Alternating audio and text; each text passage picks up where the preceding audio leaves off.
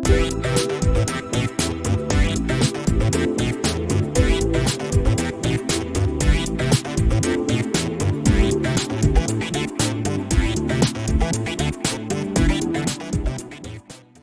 everyone and welcome to today's HVG Masterclass. My name is Matt Hick and I'm Head of Volunteering with Science Museum Group, and I'm also Chair of the Heritage Volunteering Group.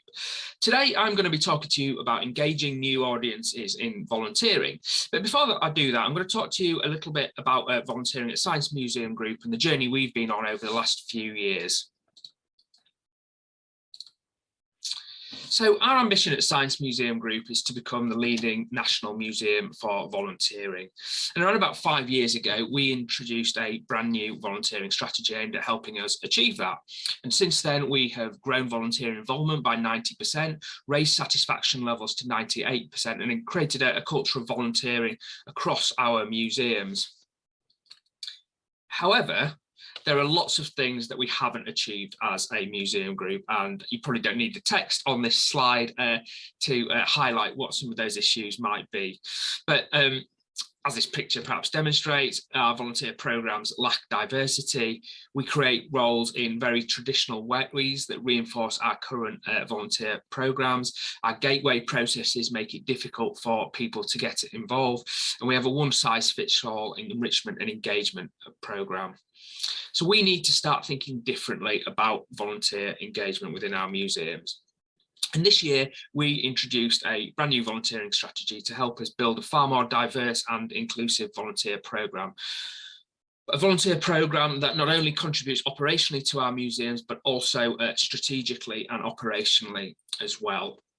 And so what I'm going to talk to you today is how we are going to go about creating volunteering programmes that are more diverse and more inclusive, in which we engage new and different audiences in volunteering in our museums.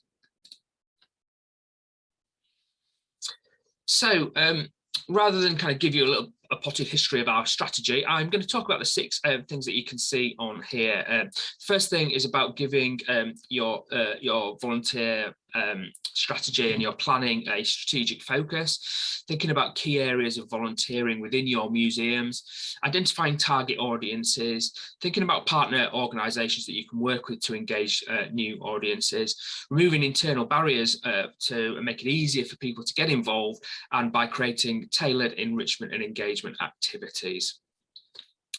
So let's move on to the first point, which is giving your volunteer planning strategic focus.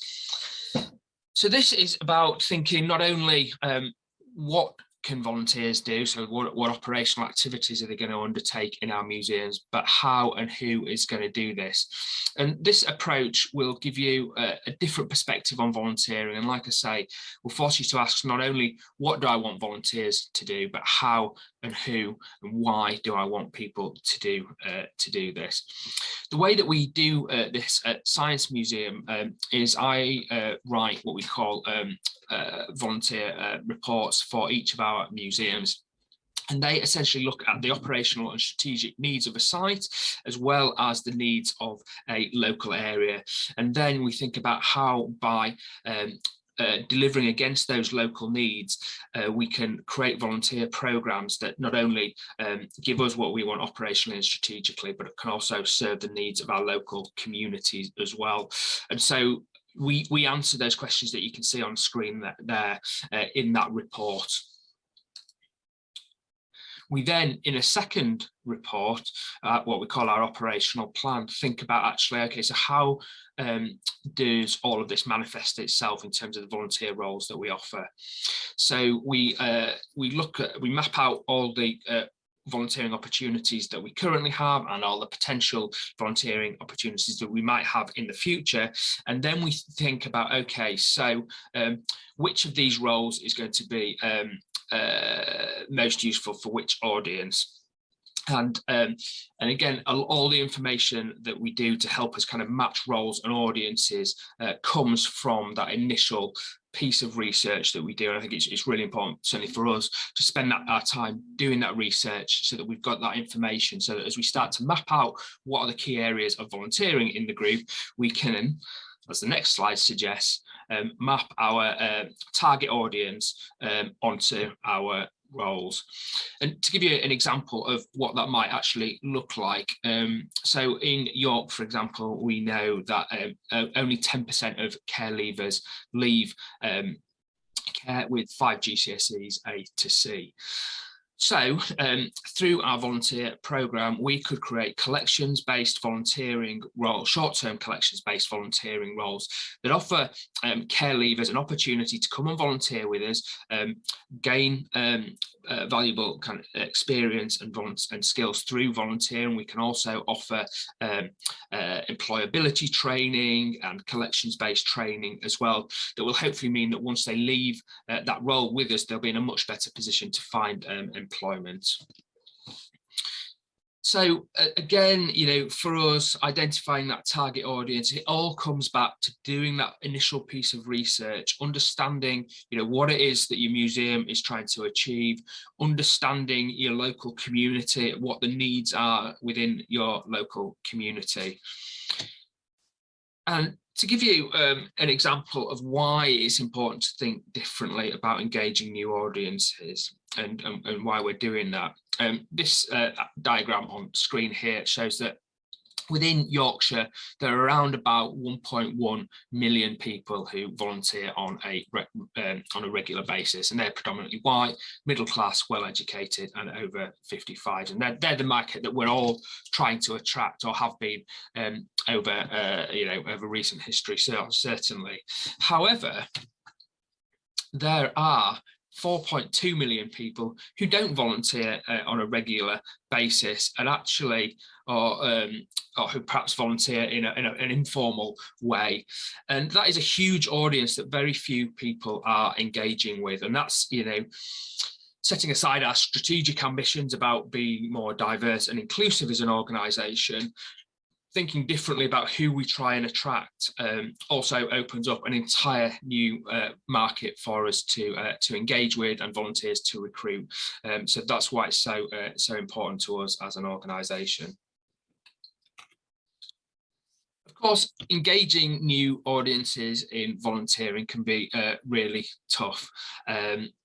And I often find that as museums, we're excellent at kind of working on our own. We're really good at working with other museums, but actually we're not so great at working with other third sector and charity organisations.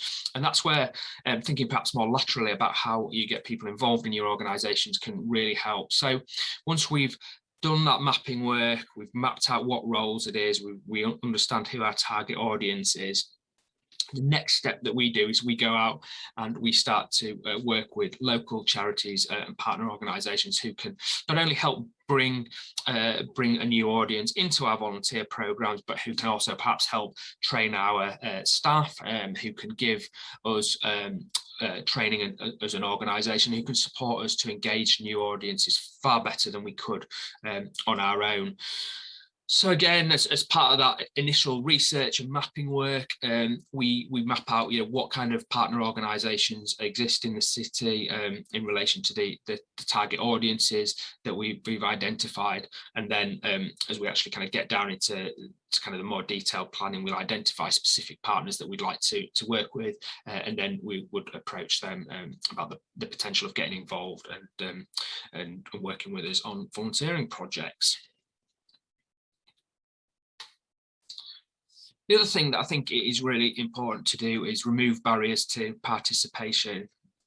Over the first lifetime of our first strategy, one of the things that we needed to do as an organisation was to create the policies and processes that gave Science Museum Group the confidence to involve volunteers. Those policies and processes just didn't exist really prior to 2015-16. We have done that, and we've been hugely successful in transforming the culture of volunteering across our museums and increasing volunteer participation. However, what we've done in the process is create this kind of huge edifice of policies and processes that can make it difficult for employees to navigate because of the work that comes along with following those processes, or that can be off-putting to people who perhaps want to volunteer with us. And as we look to deliver our new volunteering strategy, one of the things that we'll be doing is a systemic review of all of our policies and processes and procedures to make sure that we're removing barriers to participation that exist anywhere within them. And that might be the way in which we only pay expenses via an electronic system, which means that people have to wait a certain period of time to actually get the money back, which we know for some people is really, really challenging. Equally, we have to do disclosure checks for people coming into the organisation, which is a government requirement, but it is something that we want to look at and review and look at and see if there's a way that we can maintain that security level that we're required to have, but do so in a better and more effective way, or in a way that makes it easier for people to get involved.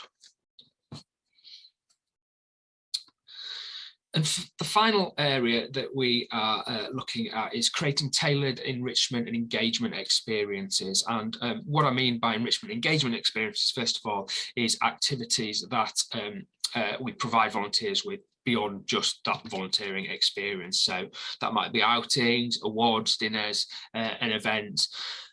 And typically what we offer is, we might offer a couple of museum outings or railway outings per year, Christmas do, an awards event, which is great. Our volunteers love that.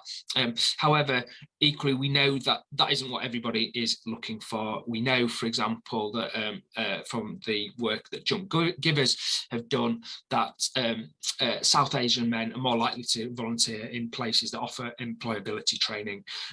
So what we need to do when we're creating roles and when we're going through that kind of planning stage is to think about not only who is doing a role, how they're doing it, what they're doing it, and why they're doing it, but also what kind of activities do they want beyond just volunteering with us, so that we're thinking about that within the planning stage, so that when we recruit, we're able to talk about those opportunities and make the role more appealing to people who might not have volunteered with us before. And so that is our 6-step guide, really, to how we're going to be engaging new audiences. And just to recap on all those things, the first stage for us is about undertaking that research so that we understand what our museum needs operationally and strategically, and alongside that also understanding what are the main issues within the communities that our museums serve. It's then thinking about what volunteering opportunities have we got as an organisation, and will we have in the future, and how can we match audience to role in a way that is going to serve our strategic and operational needs, and also serve the needs of local communities as well. Once we've done that, we need to think about barriers to participation, so that it's easy for people who might not have applied for roles to get involved. And we need to make our roles more attractive by providing a more tailored enrichment and engagement experience. And that is how we hope to diversify our volunteer programme in future. Thank you, everybody. Thank you for coming along today. I hope you found that really useful. And if you did, hopefully you'll be able to join us at our next coffee afternoon, which takes place on the 2nd Tuesday of the month from 3 till 4. Thank you. Bye-bye.